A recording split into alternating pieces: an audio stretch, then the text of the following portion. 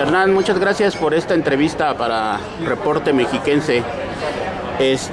Bueno, tienes un cargo muy importante para este proceso electoral. ¿Por qué no nos explicas cuál es el papel del órgano de fiscalización del IEM? ¿Qué haces, Hernán? ¿Cuál es tu trabajo dentro del instituto? Es un placer difundir mi trabajo con ustedes y es un cargo no importante, sino la función relevante, pertinente y trascendente para el Estado de México. ¿Qué hacemos en el órgano técnico de fiscalización? Verificamos el origen, monto, aplicación, volumen y destino de todo el financiamiento público y privado de los partidos políticos, de informes anuales, ordinarios, de campaña, de precampaña, semestrales, trimestrales e inclusive la liquidación de los partidos políticos y un elemento más. Fiscalizamos a las agrupaciones políticas que quieren ser partidos políticos. Hernán, en este sentido, el candidato del PAN, de la coalición Juntos Podemos más, Alejandro Encinas, han ya hecho declaraciones en el sentido de que el candidato de la coalición Unidos por Ti, Erubiel Ávila, ya rebasó los topes de campaña. ¿Qué datos tienen al respecto de esto? Primero quisiera comentar que hay dos etapas para conocer la información financiera de los gastos de campaña o de los ingresos de campaña en su totalidad, de todo el volumen financiero de pre-campaña, campaña, en dos etapas. ¿Cuál es la más importante? Hay una revisión precautoria que se puede llevar a cabo de la mitad de la campaña hasta el final de la misma. Es la posibilidad para revisar la totalidad del ingreso y del gasto del financiamiento público y privado de los partidos políticos. Ver catálogos de cuentas, catálogos de proveedores, aportaciones de simpatizantes, militantes, ¿sí? Ver todo el volumen del flujo de entrada y salida de gasto e ingreso de un partido político. ¿A qué voy con esto? Hasta el momento conocemos el discurso político, conocemos el lenguaje político de acusaciones entre partidos, entre fuerzas políticas. Sin embargo, la autoridad electoral, concretamente el órgano técnico de gestión, únicamente puede hablar con evidencia, con investigación.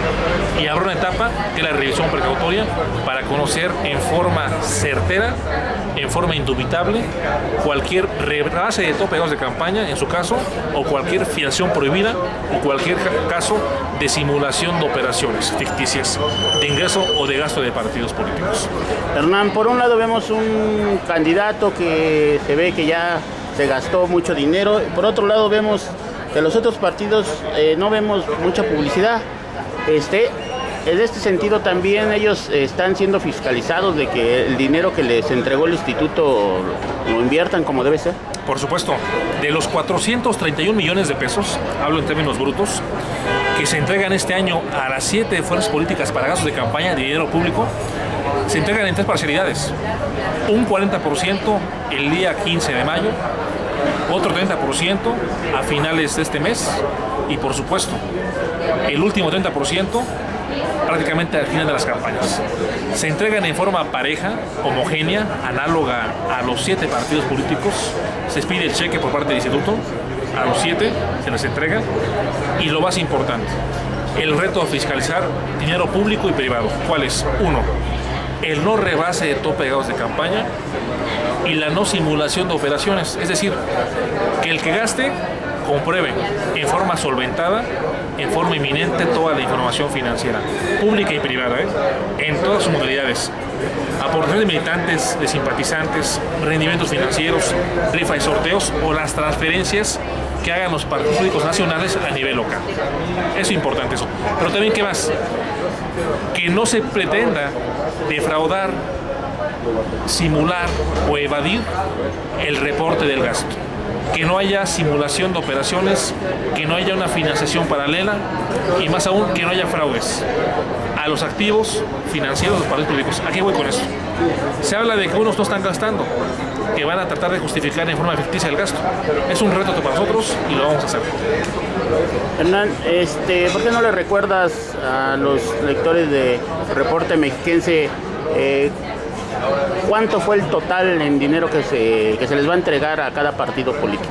Yo te quiero comentar que este año se entrega de financiamiento público a los partidos políticos en su totalidad para financiamiento ordinario, actividades específicas y gastos de campaña, 698 millones de pesos. Para ordinario, para específicas y para gastos de campaña.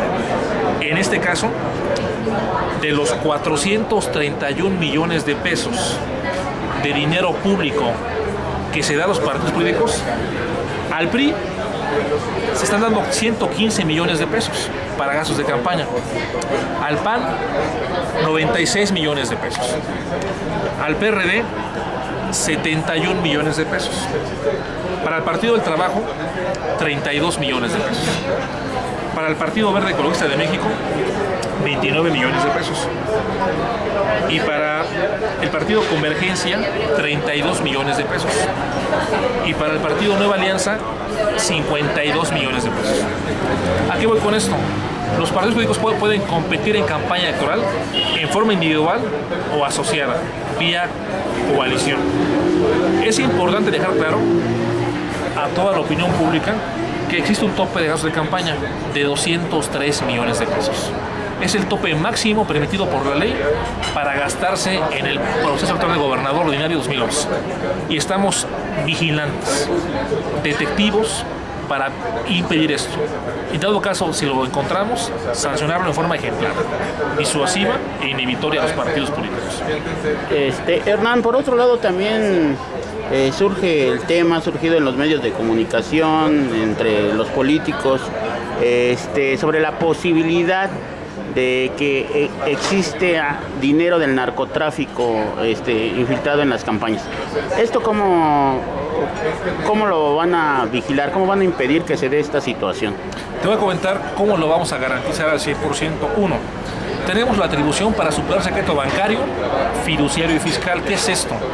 Que cualquier flujo financiero de cuentas bancarias, de las reportadas y de las no reportadas, dado caso, tenemos la atribución para ir con la propia Comisión Nacional Bancaria de Valores para que me certifique el flujo financiero de entradas y salidas de las cuentas bancarias de partidos políticos, proveedores, acreedores, dirigentes, candidatos y simpatizantes hacia un partido político. Como también tenemos la facultad para superar secreto fiscal e ir con el servicio de administración tributaria para verificar las facturas, nombre, razón social como clave y volúmenes de gastos, para que no haya proveedores o acreedores que se hayan dado de alta o no existan, sean ficticias y no haya un fraude fiscal. También el secreto fiduciario. ¿Esto qué es? Que todo el tema de contratos entre fideicomitente, fideicomisario, tenemos la facultad para verificar que el contrato existe, que está registrado, que existe el representante legal de la empresa del partido político y además la capacidad legal para contratar. Y también, dado caso, el secreto bursátil. Está prohibido que los partidos políticos inviertan sus activos financieros en bolsa de valores, porque se ponen en riesgo. Y es una entidad de interés público, un partido político, una coalición que tenemos que prevenir, corregir, en dado caso, si lo detectamos, sancionarlo. Y también, como hoy día, el proceso de revisión precautoria, que en días próximos el Consejo General espero tenga bien aprobar y ordenarlos la revisión preventiva y correctiva de la revisión de gastos de campaña durante la jornada electoral previa a esta y posterior a esta. Tenemos un mapa de riesgo a nivel municipal, a nivel distrital y seccional del Estado de México, con los municipios, distritos y secciones electorales que son foco rojo con, llámese, delincuencia organizada, narcotráfico, para inhibir, limitar y verificar todo el ingreso y el gasto hacia una fuerza política. Desde un mitin, la sede de un proveedor, el domicilio de un acreedor o la propaganda que esté en ese tipo de puntos críticos. Y esto es un blindaje que tenemos a través de autoridades electorales federales, fiscales, tributarias, etcétera, y también con la propia estrategia de detectar y poner más énfasis en ese tipo de zonas de riesgo.